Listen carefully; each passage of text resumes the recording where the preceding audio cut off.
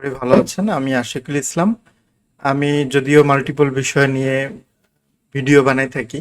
তো আজকে আমি আপনাদেরকে এমন একটা বিষয় দেখাবো যে আমরা মোটামুটি খুব অল্প সময়ের মধ্যে কিভাবে একটা ওয়ার্ডপ্রেস দিয়ে কিভাবে একটা LMS website, learning management website তৈরি করতে পারি এবং বাকি সেটআপগুলো দিতে পারি। তো আমি আজকে যে টেমপ্লেটটা ইউজ করবো সেটা হচ্ছে এডুমা।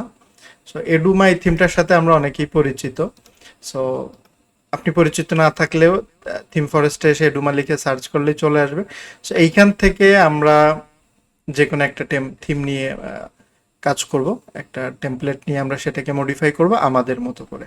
সো এখন আমি এটাকে ডাউনলোড দেওয়া আছে অলরেডি আমার ডাউনলোড দেওয়া আছে। এখন আমার কাজ হচ্ছে একটা আহ, আমরা যারা আজকের ভিডিওতে আমরা সি প্যানেল নিয়ে এই বিষয়গুলো নিয়ে মোটেও আলোচনা করব না। আমরা সরাসরি ইনস্টলেশন এবং এই বিশেষ মানে ইনস্টল এবং মানে কাজ সরাসরি কাজে চলে যাবো, মানে ইনস্টল। আমরা সি প্যানেল, হোস্টিং, ডোমেইন এগুলো নিয়ে কোনো আলোচনা করব না, ঠিক আছে?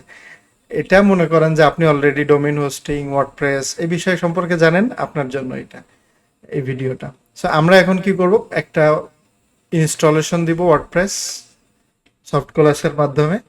এইখানে আমি হচ্ছে আমার পার্সোনাল ডোমেইনে ইনস্টল দিব, এটার পিছনে কোর্সেস কথাটা লিখবো।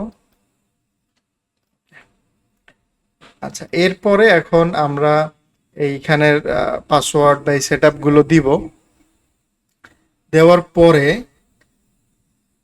আমরা হচ্ছে বাকি কাজগুলো করবো। যাই হোক, আমি এখন এই সেট গুলো দিচ্ছি আমার মতো করে। পাসওয়ার্ড,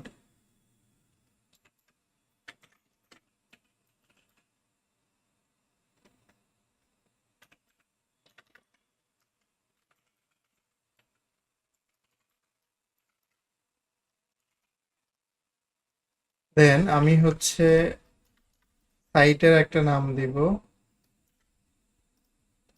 এবং একটা সাইট ডেসক্রিপশন যেটা দিতে হবে।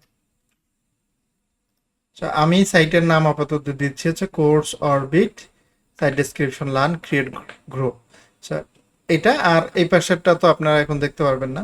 আর এইখানে যে বিষয়টা থাকবে, কিছু ফ্রি প্লাগইন বা এর সাথে কিছু প্লাগইন দেওয়া আছে, এই প্লাগইন গুলোকে আমরা টোটালি মানে আমি ইউজ করব না, আমার এগুলো প্রয়োজন নাই, কারণ আমি এর থেকে বেটার কিছু বা ডিফারেন্ট কিছু ইউজ করব।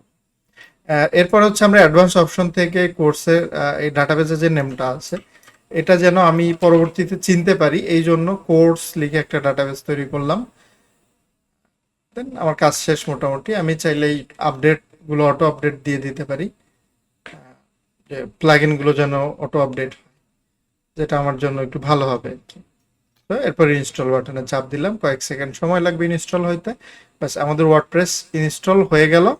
এবার